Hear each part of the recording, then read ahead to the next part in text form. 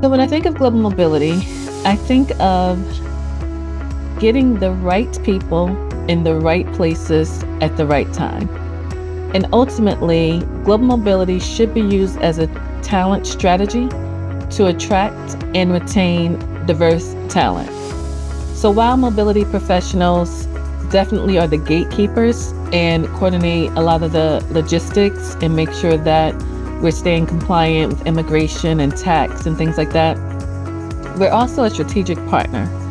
So we basically advise and counsel and educate businesses and come up with creative solutions to help businesses manage and meet their goals. And we also empower employees. And the mobility program is empowering employees to advance their career. You will find that in a lot of global companies, global mobility opportunities is important for employees as it relates to their career advancement and growth. Most simply put, global mobility is helping talent get to the locations they are needed in. This may be in the same country or continent or across the world. Sometimes this means that we're only moving the employee. Other times it means that we're moving the entire family. Sometimes it means that we're only moving them for 3 months. Sometimes it means that we're moving them for their life. Global mobility works with a variety of partners. Externally, we're working with legal, tax, and mobility professionals. And internally, we're working with the business people team, payroll, tax, legal, and person. Being the central point of contact means that I'm asking questions to determine the feasibility of with our external partners and to set the expectations for the employee and their internal partners. I always tell people that global mobility is a function within my company that helps to move the right people into the right roles globally. I think global mobility plays a critical role in attracting and retaining talent through facilitating rotational programs, short and long-term assignments, and permanent relocation opportunities. So global mobility to the business is an area of opportunity for expansion of the company. So a lot of companies like to expand their business into new countries, and global mobility plays a critical role in that expansion.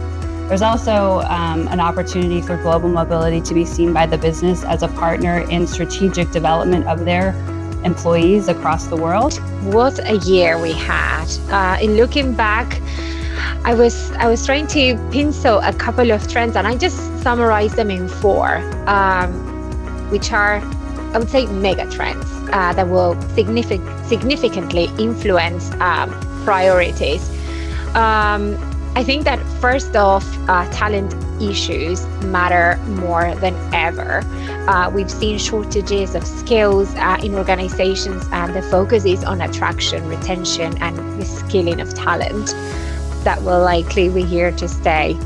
And with that, the agility and flexibility has become a must-have. It's imperative, and businesses and employers have been challenged to reevaluate value propositions to meet the new expectations of the workforce. With that also comes the introduction or technological disruption of AI. I think it's been kind of a seismic shift in leveraging the use of AI, keeping the people touch and creating efficiencies in our space, and also seeing that in government offices, right, with the shift to e-visas and going paperless, which we love. We like saving trees. And lastly, the well-being. Well-being is a top priority, making companies focus on the approach to productivity and the human-centric fostering of employees, and putting the spotlight on well-being issues. These mega trends, I think, will be here to stay, and more to be developed, more to follow in the new year. But certainly creating a more colorful environment and making us all mobility experts think outside the box and being more creative. Karin, what are your thoughts? Have you seen any of this? What's your guess for 2025? Thank you, Natalia. And you set the stage really well for my thoughts on the matter as well. And I think megatrends is a really nice terminology actually to reflect my thoughts as well. Some of the, I think, major influences of 2024 for our industry as a whole, and particularly for the APAC region, which I am based in, it's been a massive year from a political point of view. There's been, I think it was about approximately 64 elections across the world in 2024, which is huge. And here in Australia, we're due to have another election next year.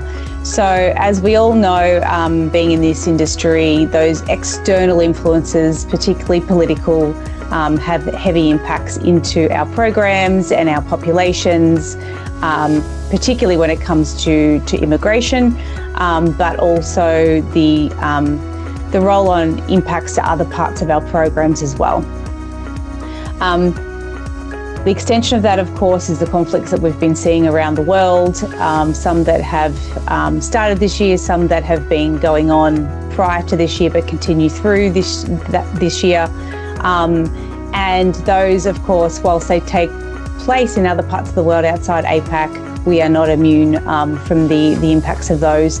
And so I'm sure you've all felt the impacts of a costly rise in your program, the slow speed to fill roles because of those supply chain issues that we've all had, and even from the perspective of getting visas fulfilled or approved so that people could start their roles.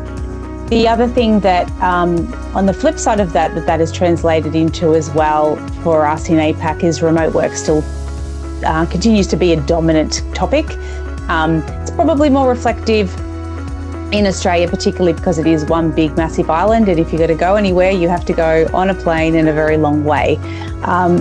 So when it comes to remote work, we tend to attract a lot of talent from within the broader APAC area, and we have a high demand for remote work being a part of a wider organisation's EVP, which of course often gets administered by the Global Mobility team. For me, it's really kind of those macro conditions with some more specific remote work focus at a program level, but overall they're my takes really from 2024. My reflections on 2024, I was thinking about both what have I seen at ADP specifically, as well as in our industry, more generally speaking. And obviously, one of the hot topics is how can we leverage AI? How will that impact our work? We've been doing things at ADP like where can we have integrations? How can we get on the IT list? And get pushed up to the top to get resources for integrations, those conversations. We're also we've started working with our technology partner to automate our remote worker program. So for that workflow process, so that doesn't have to be so manual. We also did a relook at our policy types, and we do have a core flex policy, but what are some of the things in the core that we have for self-initiated moves, which are on the rise, that we could move to the flex side, to the optional side of the house. That was another big initiative we did. And then continued discussions around cost containment. Got a lot of questions from finance this year that I hadn't typically gotten in the past. They want to get very granular. When are costs going to hit? They're wanting to reconcile the accruals more so than they have in the past. And again, I anticipate kind of that continued focus next year as well. And so kind of looking forward to 2025 finance pressure, which also not only will take the shape of how does that impact relocation costs, but also our headcount costs and conversations on, how many people are on our team. Does it make sense to offshore? Does it make sense to outsource? How much does it cost to run a program?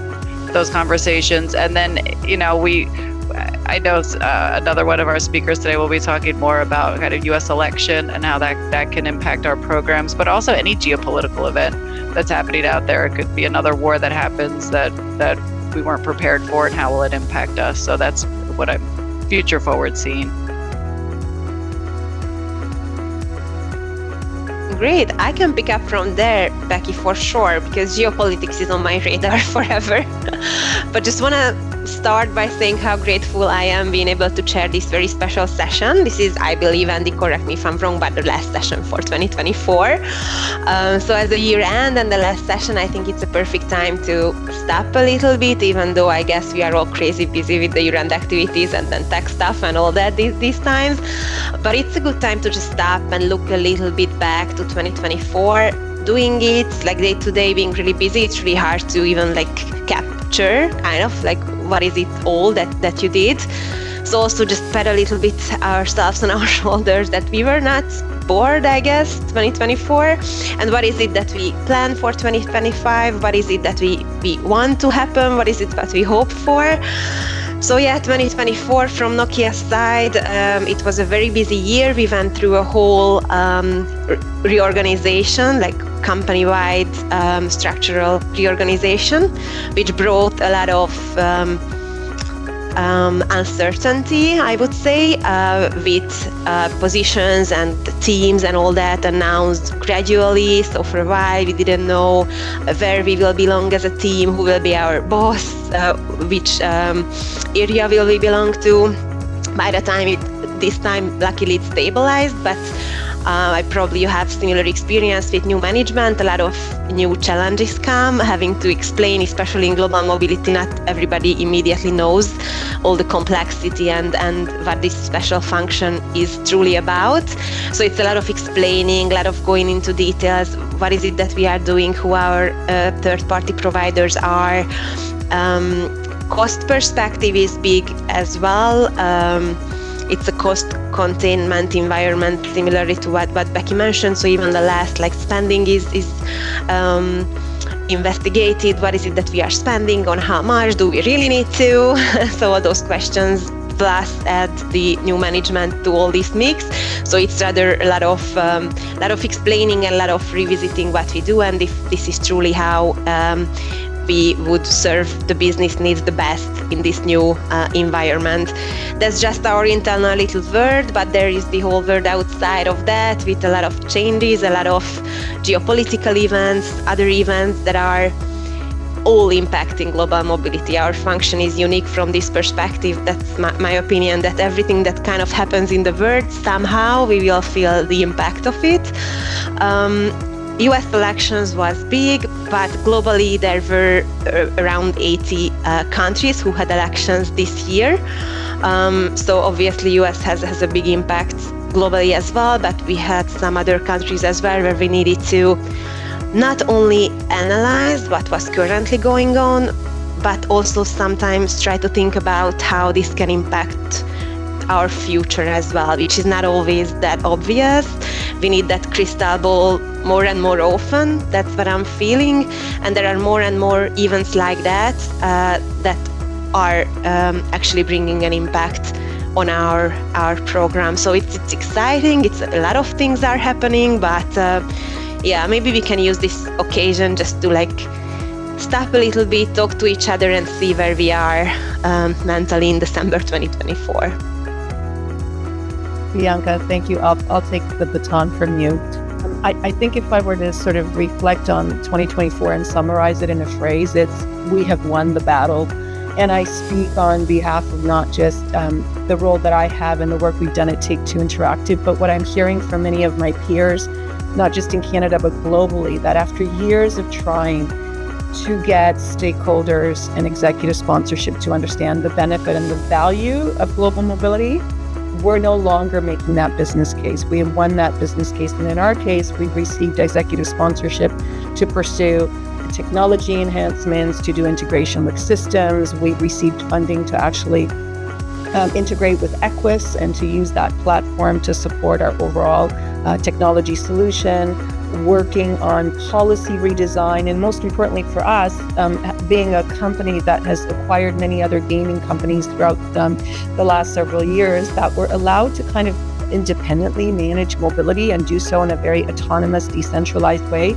We've been able to demonstrate the value of harmonizing our programs which has given us the funding and the support, not only from a project perspective, a technology perspective, but the resources from our procurement teams to look at our vendor solutions, to look at different contracting, going out to market for RFP, and also just, as I said, to work on process items that we just never had the bandwidth as a small team of 2 people. So I've actually received funding to increase the size and the scope of the team to 2 additional resources. We were recognizing that although we were going to centralize and harmonize the delivery of the program from North America, we will have boots on the ground in EMEA, which is really exciting for us. So I think it's been that year of the value that we bring, the strategic partnership that is critical to the success of the organization, and then the integration with our talent perspectives and objectives, how valuable global mobility is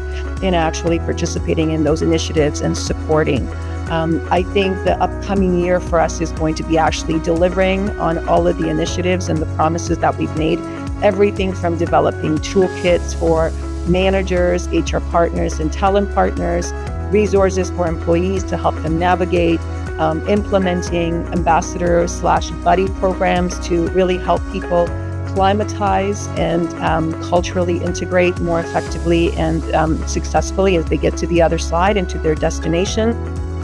And really even creating resources and hubs where employees that are going through a relocation program can actually partner together, integrate, share information about a great local place to do a yoga class, and all kinds of things that, destination services sort of don't provide once the person has settled in.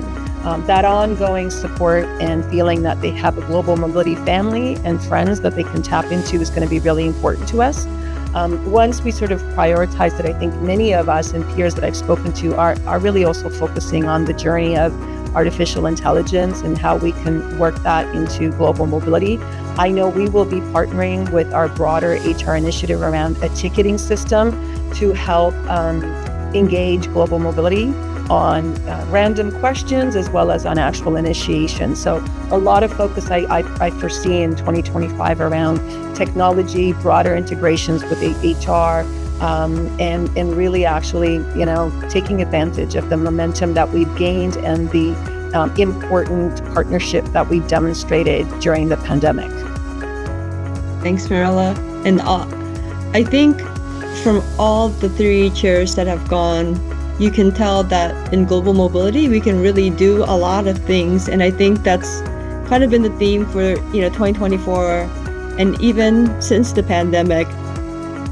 When I reflect on our program, we went through restructuring, acquisitions, we've published new policies. And I think if you look at technology and how we've embraced that, we have a ticketing system that we've implemented.